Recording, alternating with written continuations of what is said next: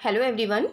आज हम Hindu succession act को रिवाइज करेंगे और इसमें जो भी पॉइंट एंट्रेंस के पर्सपेक्टिव से हैं उनको देखेंगे।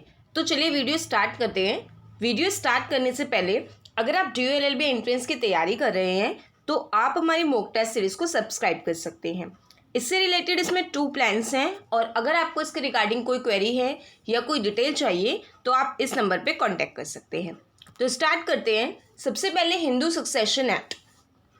सक्सेशन का क्या मतलब होता है कि जब जो प्रॉपर्टी है वो एक प्रॉपर्टी किसी दूसरे पर्सन के पास जाती है तो वो सक्सेशन होता है। तो सक्सेशन एक्ट जो है वो 1956 का है। इसमें क्या होता है, प्रॉपर्टी का सक्सेशन होता है और प्रॉपर्टी इनहेरिट होती है, इनहेरिटेंस होता है। ठीक है। सक्सेशन में क्या होता है कि जब कोई प्रॉपर्टी है वो जिसकी प्रॉपर्टी है, मान लीजिए उसका एक बेटा है या 2 बेटे हैं, 2 ही बच्चे हैं मान लीजिए, ठीक है। तो यहाँ पे वो मर जाता है और उसकी जो प्रॉपर्टी होती है सेल्फ एक्वायर प्रॉपर्टी होती है। तो सेल्फ एक्वायर प्रॉपर्टी होती है, उसकी डेथ हो जाती है, उसने कोई विल नहीं बनवाई होती, तो वो प्रॉपर्टी यहाँ पे कैसे जाती है, उसको सक्सेशन के थ्रू जाती है, टेस्टामेंट होती है। तो यहाँ पे Hindu succession act basically succession और इनहेरिटेंस की बात करता है और इसमें ये प्रॉपर्टी किस के थ्रू जाती है, इंटेस्टेट होके जाती है या अनविल्ड थ्रू यानी सक्सेशन के थ्रू जाती है। इंटेस्टेट यानी कि इसका क्या मतलब होता है कि जब कोई पर्सन जो है वो बिना विल बनवाए जिसकी डेथ हो जाती है। तो अभी हम इन सारी चीज़ों को देखेंगे। तो चलिए स्टार्ट करते हैं। सबसे पहले अब हम देखेंगे यहाँ पे कि इसकी एप्लीकेबिलिटी क्या है, ये सेक्शन किस किस पर अप्लाई होता है। सबसे पहले जैसे इस सेक्शन के स्टार्टिंग जो वर्ड थी हिंदू, तो हिंदू मैरिज एक्ट में हिंदू को डिफाइन किया गया है सेक्शन 3 में कि हिंदू जो है, हिंदू के साथ साथ यहाँ पे कौन है, हिंदू, बुद्धिस्ट, सिख और जैन, ये बाय रिलीजन जो हैं आपके हिंदू होते हैं। तो इसमें क्या है कि पहला पॉइंट, कोई ऐसा पर्सन, ये सेक्शन 2 में है बट एंट्रेंस पर्सपेक्टिव से आपको सेक्शन सही ध्यान में रखने।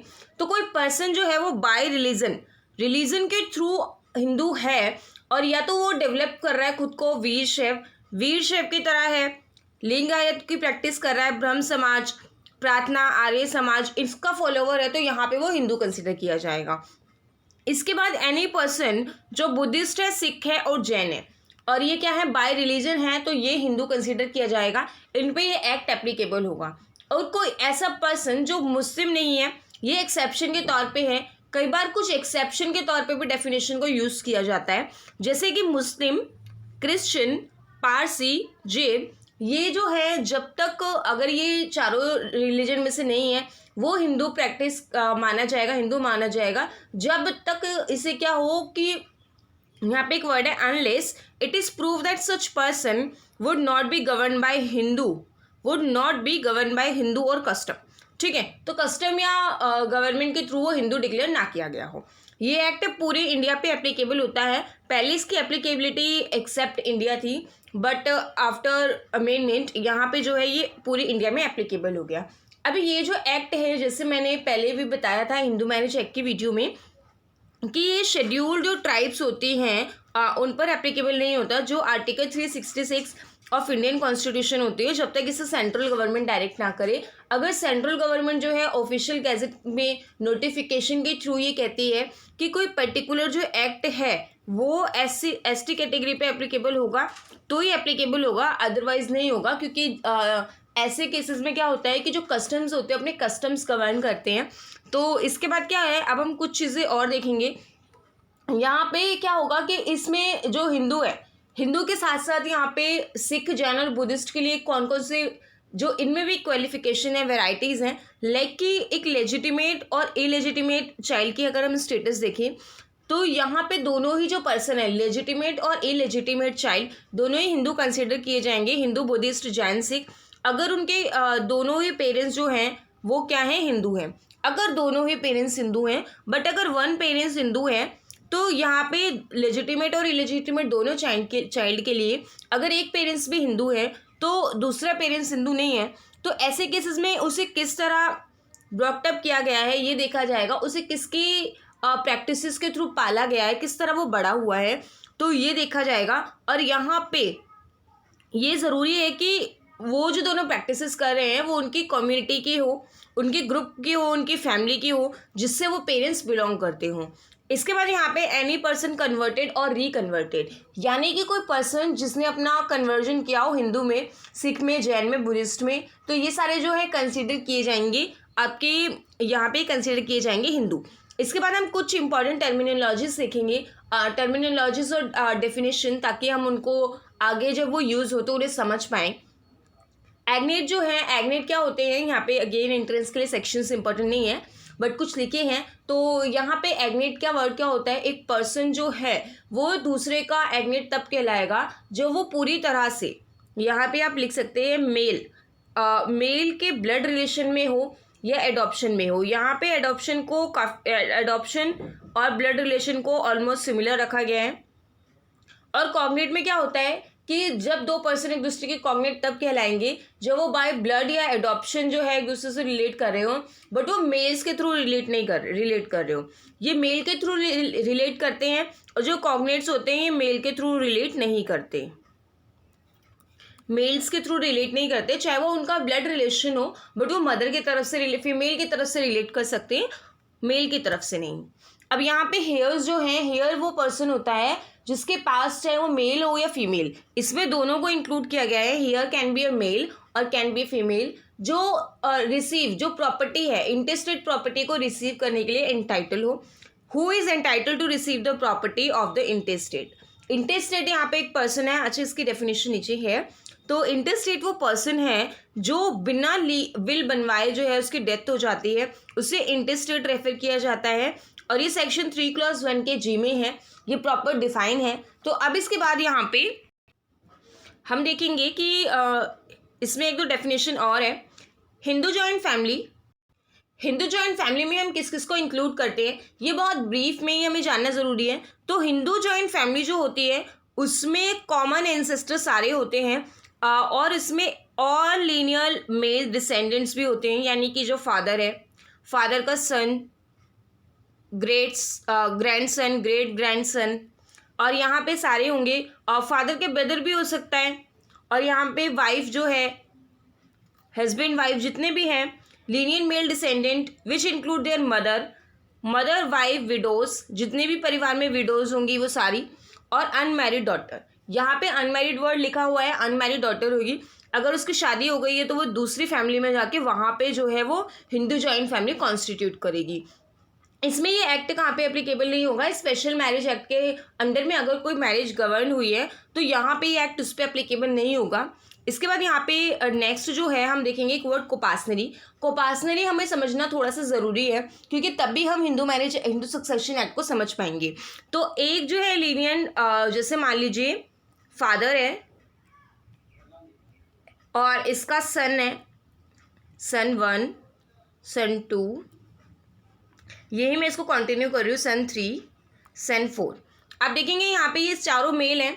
तो अब इसमें क्या है कि एक तो ये फादर हो गया, दूसरा ये सन, तीसरा ये सन, चौथा ये सन। तो कोपासनरी जो है वो कंसिस्ट करती है चार जो है कॉन्टिन्यू सीक्वेंस में मेल मेंबर्स को। जो पांचवा मेल मेंबर होता है वो कोपासनरी के, उसमें तो कोपासनर होता है, लेकिन कोपासनरी जो कॉन्स्टिट्यूट करता है वो सिर्फ 4 मेल मेंबर्स करते हैं कॉन्स्टिट्यूट। अब तो फीमेल को भी ये राइट मिल गया है, तो इसमें 4 जो जनरेशन है कॉन्टिन्यू वो कॉन्स्टिट्यूट करते हैं।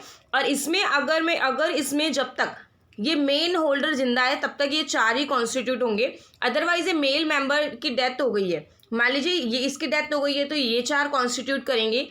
बट अगर यहाँ पे किसी बीच वाले मेंबर की डेथ हुई है तो ये जो पर्सन है ये कॉन्स्टिट्यूट करेंगे जब तक मेन होल्डर जिंदा है। उसके बाद नीचे के जो है ओवर और होल्डर को मिला के 4 मेल मेंबर तक जो है वो कॉन्स्टिट्यूट करती है कोपासनरी।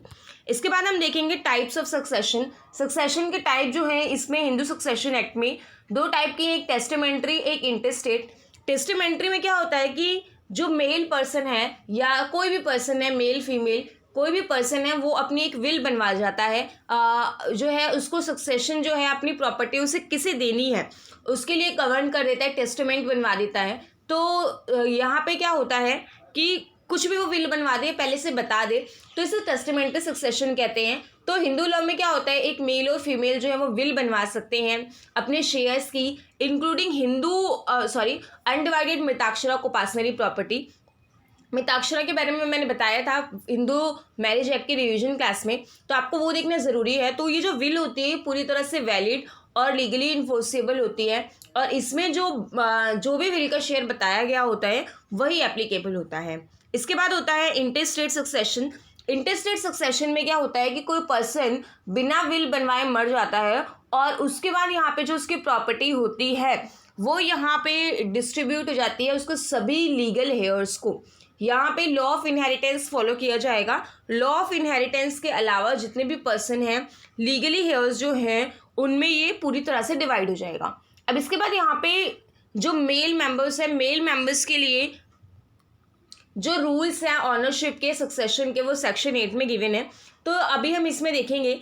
तो इसमें क्या है कि जनरल रूल्स बताए गए हैं सक्सेशन के कि किस तरह से सक्सेशन होगा मेल में, और ये अप्लाई होगा जहाँ पे succession open after the commencement of the act. जब ये एक्ट जो है कमेंस हो चुका है, मान लीजिए एक फैमिली है जिसमें कि जो सक्सेशन है या जो भी किसी भी तरह से पार्टीशन है जो भी है वो हिंदू सक्सेशन एक्ट आने के पहले हो चुका है, इसकी कमेंसमेंट से पहले हो चुका है। तो यहाँ पे ऐसा नहीं होगा कि वो पीछे जाके उसको चेंज कर देगा। तो यहाँ पे इसकी एप्लीकेबिलिटी क्या होगी, वो प्रोस्पेक्टिव है, रेट्रोस्पेक्टिव में नहीं है।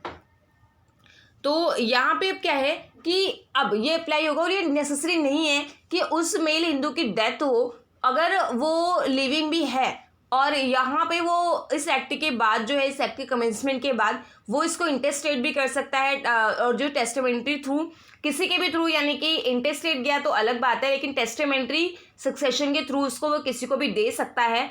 तो यहाँ पे देखते हैं कि अगर जो है वो ड्यूरिंग लाइफ टाइम वो जिसको भी दे सकता है, बट अगर वो नहीं देता तो यहाँ पे वो किसके पास प्रॉपर्टी जाएगी। तो यहाँ पे क्लासिफिकेशन है। क्लासिफिकेशन 1 में यहाँ पे 1 में क्या है कि इनमें हेयर्स बताए गए हैं कि किसको ज़्यादा कौन सा हेयर मिलेगा। यहाँ पे वो पीपीटी मेंशन नहीं है जहाँ पे क्लास 1 हेयर क्लियरली मेंशन है, बट मैं आपको बता देती हूँ।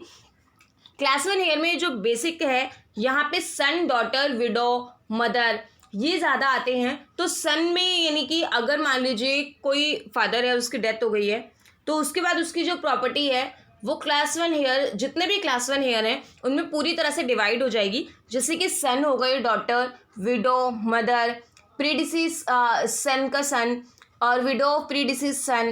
तो यहाँ पे इनकी एक लिस्ट है, तो उसमें मेजरली लेकिन यही है। तो इनमें क्या होता है कि प्रॉपर्टी इक्वल डिवाइड हो जाएगी। तो जब तक Hindu succession act amendment act 2005 नहीं था तो क्लास 1 हेयर में 12 हेयर्स थे, और इसमें जो है वो 12 हेयर थे जिसमें 8 फीमेल्स थी, 4 मेल्स थे। बट 2005 के बाद यहाँ पे जो है कुछ फीमेल्स को और राइट्स इंक्लूड हो गए, तो फीमेल्स और ज़्यादा इसमें ऐड हो गई। इसमें जो मेन है वो सन, मदर, डॉटर और विडो होती है। तो अब इसमें देखना पड़ेगा कि सन हम किसको इंक्लूड करते हैं। ठीक है, तो जो क्लास 1 हेयर की अभी हम बात कर रहे हैं, क्लास 1 हेयर की हम बात कर रहे हैं, तो सन, अगर मैं सन कह रही हूँ तो यहाँ पे जो सन है वो नेचुरल बॉर्न सन यानी कि ब्लड रिलेशन वाला, और इसमें एडॉप्टेड सन जो है वो भी इंक्लूड होगा। बट यहाँ पे स्टेप सन और इलेजिटिमेट जो चाइल्ड है उसको इंक्लूड नहीं किया गया है। तो यहाँ पे ये चीज़ें हैं। उसके बाद यहाँ पे क्या होगा, यहाँ पे जो पोस्ट ह्यूमस सन है, यानी कि मान लीजिए कि जिस वक्त हस्बैंड की डेथ हुई उस वक्त वाइफ प्रेग्नेंट थी, वो 4-5 महीने की प्रेग्नेंट थी, कितने भी मंथ की प्रेग्नेंट थी, तो हस्बैंड की डेथ हो जाती है और वाइफ का जो है बाद में बेटा होता है। तो जो सन होता है हस्बैंड की डेथ के बाद वो पोस्ट ह्यूमस सन होगा। तो यहाँ पे वो भी बिल्कुल इक्वल सन की तरह ही ट्रीट किया जाएगा, वो सन ही होता है। और डॉटर जो है, डॉटर भी नेचुरल डॉटर और अडॉप्टेड डॉटर इक्वल होगी, बट स्टेप डॉटर और इलेजिटिमेट डॉटर के इक्वल राइट नहीं होंगे। तो यहाँ पे जो डॉटर है वो मैरिज के बाद यहाँ पे उसकी अलग सिचुएशन हो जाती है, तो बट मैरिज से पहले यहाँ पे सेम सिचुएशन होती है।